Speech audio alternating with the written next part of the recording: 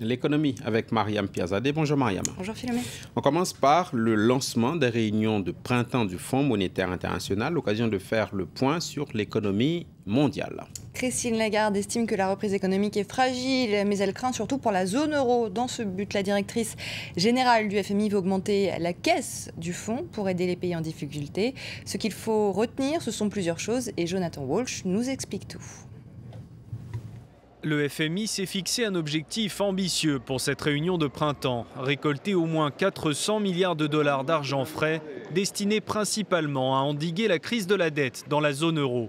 Un doublement de ses ressources qui serait déjà presque atteint, d'après Christine Lagarde. On est, grâce aux membres de la zone euro, grâce au Japon, grâce aux pays nordiques, grâce à Singapour, on est à 320 milliards de dollars et j'ai bon espoir que dans les jours qui viennent, nous allons augmenter ce montant. La Grèce, le Portugal et l'Irlande ont déjà bénéficié d'une aide combinée de l'Union européenne et du FMI. Les marchés redoutent que l'Espagne et l'Italie ne connaissent le même sort. Mais dans l'immédiat, Lagarde se veut rassurante. Elle a notamment déclaré que Madrid n'avait pas besoin de plan d'aide.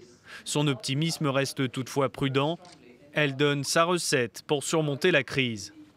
Faire des efforts de concertée avec les autres pour faire face aux nuages qui sont à l'horizon, qui sont à la fois un chômage trop long, trop élevé dans la plupart des États membres, une nécessité de à la fois faire de la consolidation budgétaire et de respecter la croissance pour la permettre.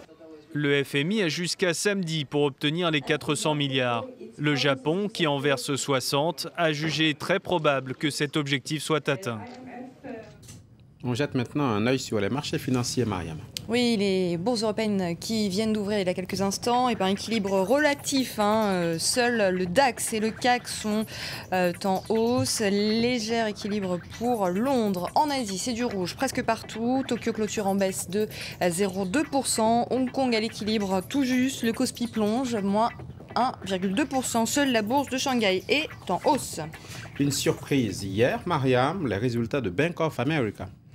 On va parler des bonus de Citigroup et de Barclays. Excusez-moi. Bob Diamond, le patron de Barclays, et son directeur financier Chris Lucas vont abandonner la moitié de leurs bonus différés pour 2011 si les performances ne sont pas au rendez-vous dans les 3 prochaines années. Les responsables de Barclays, qui doivent voir leur plan de rémunération approuvé par les actionnaires le 27 avril, ont donc préféré donner des gages de bonne garantie. Olympus maintenant. Olympus. L'Assemblée générale des actionnaires d'Olympus a approuvé un nouveau conseil d'administration puisqu'il a démissionné dans la nuit, cette nuit, dans la nuit de jeudi à vendredi.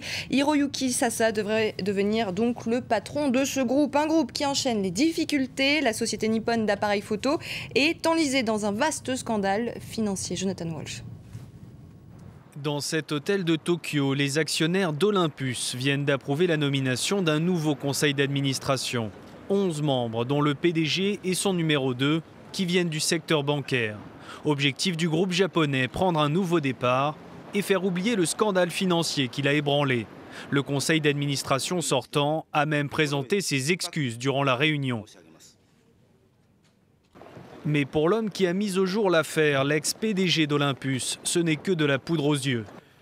C'est une plaisanterie. C'est pour cela que le monde entier continue à penser que ce pays travaille d'une manière complètement différente. C'est Alice au pays des merveilles, alors que tout le monde sait ce qu'il s'est passé. Comment ose-t-il insulter l'intelligence des gens? Donc ce n'est pas un nouveau départ. Lors de l'Assemblée générale, un actionnaire a proposé en vain que Michael Woodford revienne à la tête de l'entreprise. Il a été congédié en octobre 2011, juste avant de dénoncer un énorme maquillage comptable. 1,7 milliard d'euros de pertes camouflées pendant plus de 10 ans. Le Britannique menace maintenant de faire annuler les nominations de ce vendredi parce que l'entreprise refuse de fournir les raisons de son éviction.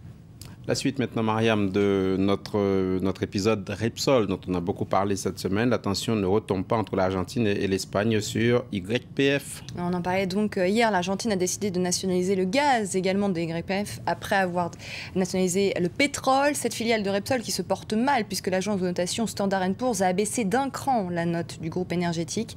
Le titre en bourse n'en finit plus de chuter. Hier, Mariano Rajoy était en Colombie. Il en a profité pour s'exprimer sur ce dossier. On l'écoute. Je crois que c'est une injustice. Ce n'est pas une affaire de l'Espagne uniquement ou d'une entreprise espagnole. Je crois que les relations entre les pays et entre les personnes se fondent sur la bonne volonté, la valeur de la parole donnée, la liberté. On termine, Mariam, avec cette histoire un peu habituelle. En fait, plusieurs banques danoises ont renvoyé l'agence de notation Moody's. Alors, est-ce que la tendance sera suivie par les autres banques? On verra. En tout cas, 2 banques du Danemark ont renvoyé l'agence de notation. Pour qu'une banque en fait fonctionne, elle a besoin de certification des agences de notation. Et pour ce cas, il fallait d'abord l'assurance à Nykredit et Danske Bank de pouvoir se passer de ces certifications.